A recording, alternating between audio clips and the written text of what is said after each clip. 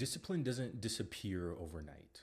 It fades quietly. One skip session, one excuse, one scroll, and before you know it, you're caught in the same cycle. Motivated, inconsistent, and then frustrated. And rinse and repeat. And it's not that you don't want to, you do. But you're fighting against a few things that people either don't understand and especially don't talk about in the world we live in today. The environment in which you live in is designed for comfort, not commitment. And if you don't take that seriously, you'll continue trying to build long-term results with short-term habits. Let's talk about why that's happening and how to shift it according to the research. What's going on, guys? Welcome back to the channel. My name is Quentin Gulliford, former Division I athlete, future oral surgeon, trader, and co-founder and CEO of Bloom Entities. We live in the most comfortable era in history. It's never been easier to be alive in human history than it has been today. Everything is instant. Everything is convenient. You're one tap away from dopamine, food, scrolling, noise. And the problem is that's become the norm. But trust me when I say, and the research will support this as I'll get into, discipline cannot survive in a world that's designed for comfort. Michael Easter talks about this in a book he wrote called The Comfort Crisis, which I'll put in the description below. He said, and I quote, "Living progressively sheltered lives limits the degree to which we experience our one wild and precious life." In other words, if you don't train yourself to seek challenge, comfort will train you to stay soft. Human beings are wired to do the next easy thing, right? That's why when we go to the mall or the grocery store, we always want to find the closest spot to the entrance, right? Or when we're at the grocery store or the checkout line, we want to find the shortest line to go down because it's easier. We don't have to wait as long. We don't have to worry about us getting impatient, getting frustrated, this, that, what have you. We can think of so many instances where this comes into play. And this concept 100% shows up in our habits, our mindset, and then in our trading as well. You see, most people think discipline is about willpower, being tough, being gritty. And sure, that has some play in it, right? Inevitably it does. But it's really not. What discipline is about is structure. You're not falling off because you're weak, because you don't have enough willpower, but because you're unstructured. Your life is unstructured. No rhythm, no means of getting feedback, thus no momentum. And here's a little bit of what the science says. Research by Philippa Lally found that it takes an average of 66 days for a habit to become automatic. But what I found interesting when I was reading this research is they found that habit change very drastically across people. That 66 number, that's just the mean, right? That's just the average. But in the article, they talk about how from about 18 to 256 days, a habit becomes autonomic for people. 18 to 256. The disparity there is it's a lot, not astronomical, but what does that mean? If you're trying to stay disciplined without a system that supports you for 2 to 3 months minimum, you are setting yourself up to fail. That's where most people go wrong. They try and sprint through something that can really only be built over time. This also brings up to mind the classic cliche is focus on yourself, right? Say you're the person where it takes you 256 days to find consistency in a habit. Or you're the person where it takes 18 days. If you're person 256 and you're looking at person 18, it can become very easy to be discouraged. Hence, why I want us to focus on the cliche. Cliches are cliches for a reason. Find out what structure works best for you. Find the methods that work best for you. Don't look at other people because the disparity in time it takes people to build habits, to build structure in their lives is vastly different from person to person. And this wouldn't be a Bloom video if we didn't tie trading into this concept. We talk about very often in many words to describe how hard trading is, what makes trading hard. But at the end of the day, trading is hard not because of the charts. Trading is, and this is going to sound kind of counterintuitive, but I promise it'll make sense. Learning to trade is easy. Just think about that. Learning to trade is easy. It's easy to learn how the big players impact the market. It's easy to learn fair value gaps. It's easy to learn accumulation, distribution, manipulation. Accumulation, manipulation, distribution. I want to say that in the correct order there. It's easy to learn the support and the resistance. It doesn't take that much time to learn it. But trading is hard because it's you. And trading is a mirror. It reflects your patience, your emotions, your ability to execute when it's not convenient for you. And here's the truth. If you're not disciplined in your life, please don't expect to be disciplined when money's on the line. This is where all of our trading psychology concepts come into play. Revenge trading, over leveraging, skipping your plan, adjusting your plan on the fly. These aren't strategy issues. They're emotional discipline issues. That's why for us, when we teach this stuff, we don't just teach entries. We have to teach the concepts like the ones in this video, because this is what will really push the needle along for us, trying to learn, not just learn the skill, but become a master and develop consistency in this habit that we call trading. We focus on training structure, mindset, and rhythm, because without that, no setup will work for you over time. There's 1,000,001 different trading strategies that could work for you. Truly, infinite strategies, infinite ways to approach the market. And here I'm just edifying the concept that trading is not about the system in which you implement. It's about you.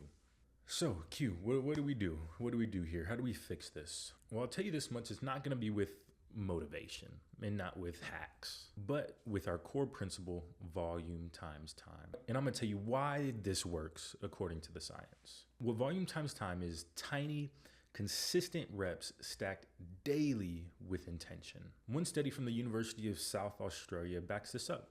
They found that meaningful habit change takes about 2 months of consistent execution, just like the Lally research I mentioned a little bit ago. 66 days on it. And more importantly, another study by Wood and Neal, and I'm going to provide the links to these articles in the description below, but a study by Wood and Neal showed that your habits aren't triggered by goals. This is very interesting. I found this very interesting. They're triggered by cues, places, times, and routines. A quote from Wood and Neal: performance context, but not goals, automatically triggered habitual behaviors. That's why you can want to show up. But if the environment is not right, you won't. And that's what we focus on with Bloom and our platform. And I found this Wood and Neal article to be very, very interesting. I broke this down here. This study, the article is titled, "How Do Habits Guide Behavior?" Wood and Neal, 2007. The study focus. This research explores the psychological mechanisms behind habit formation, specifically how strong habits are triggered not by goals, but by context clues, like time of day, location, or activity. We think we're driven by goals, right? You might listen to this, watch this video, and think, okay, I just have to figure out what I want to do. I have to figure out my plan. That's just a lot to think about. And it takes people a long time to figure out what they truly want to do, what they're truly passionate about. And this will make sense here if we really conceptualize this, because the truth is most of our habits are formed by environment and repetition, not intention, particularly goal intention. Your environment cues your habits. You check your phone in bed, not because you necessarily plan to, but that's just what you always do in your bed. That's just what you do when you roll over and wake up or before you go to sleep. You may think that you're journaling because you want to improve or you want to do this habit so you can accomplish this, right? But in the context of journaling, if you're not at your desk at the particular time in which you always do it, it's a little bit too warm in the room, whatever. If the cue is missing, you probably won't do it, no matter how strong the goal is. And people, even me, this research is fascinating. People often lie to themselves about why they do things. It's very interesting. We tell ourselves our habits are goal-driven, but in reality, they're just deeply embedded loops triggered by familiar settings. You see, the goal can be relevant to habit formation early on. I think this article references in the first, it says when you're just getting started, your intention still matters. The goal still matters. But once the habit gets strong, once the habit gets reinforced, the goal completely fades into the background. The action becomes autonomic, even if motivation disappears. Our goal with our platform is to provide you with the structure in understanding these concepts here. Our goal every week is to anchor you in reflection, execution, and real feedback. You see, that's what most traders are missing. They're missing the cues. They're missing the context that can really turn this pursuit of learning to trade into a habit. And inside our platform, we've worked really, really hard to create a rhythm that assures that your growth is as linear as possible. With our Macro Mondays, our Sunday sessions, our live trading execution sessions, our trade vault, chart breakdowns, all of this is designed to give you the cues, the context, and the environment so you can continue to make this a habit. We built this platform for the people that are tired of starting over again and again and again and again, and tired of pretending that they can do it alone. I certainly can't. And before I conclude this video, I want to go back to Michael Easter's book, The Comfort Crisis. See, the world we live in has never been easier, and I'll also say there's never been a better time to be alive due to the convenience, right? But as the world progresses, as we progress, as we learn more and more and adapt to this new world that we're living in, right? Even 50 years ago, think about how different life was. That was not that long ago. But our brains and the human species have not yet adapted to this world of comfort that we live in. And I think that's a big reason why you see people getting so caught up into their device, into the news. Things become so political because access has never been easier. We can understand everything that goes on in Ukraine, in the Middle East. People have cell phones and cameras there, and they send reporters there and everything. Think about 50 years ago, conceptualize this.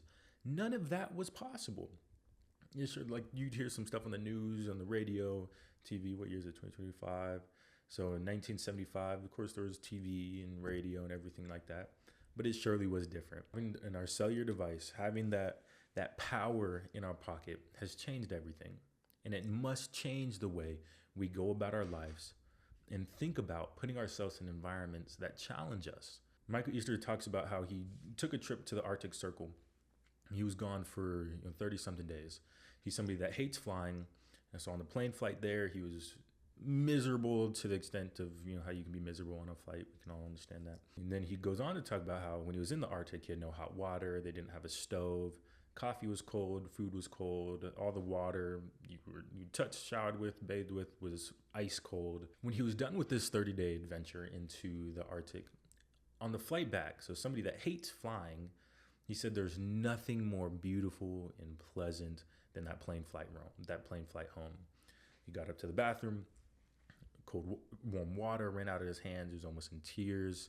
Food was hot. This world of comfort that we live in, and it speaks to Michael Easter's experience. We forget about how truly good we have it, how good the times are that we live in. With social media algorithms and all these various different platforms, how much we're advertised to, all of that, the social media algorithms are designed for retention.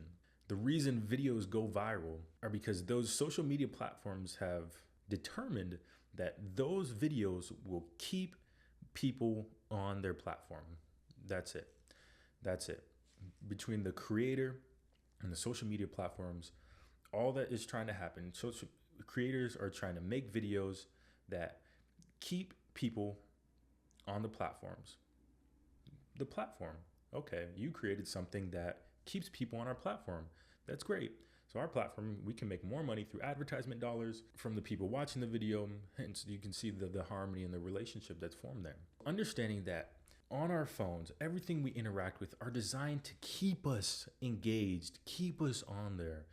The news, large media, is designed and crafted to keep us watching. I don't think enough people really understand that, guys. And most people now, like I said, we haven't adapted to this yet.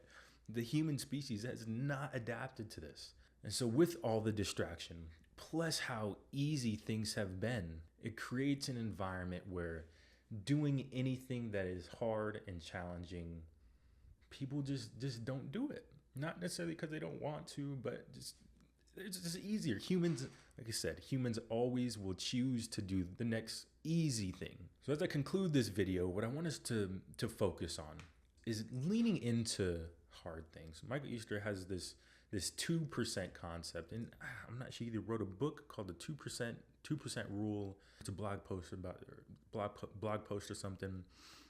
He talks about doing things that only 2% of people do. Things like, okay, you go to the grocery store, instead of parking at the closest spot, you park at the farthest spot. Instead of taking the elevator, you take the stairs.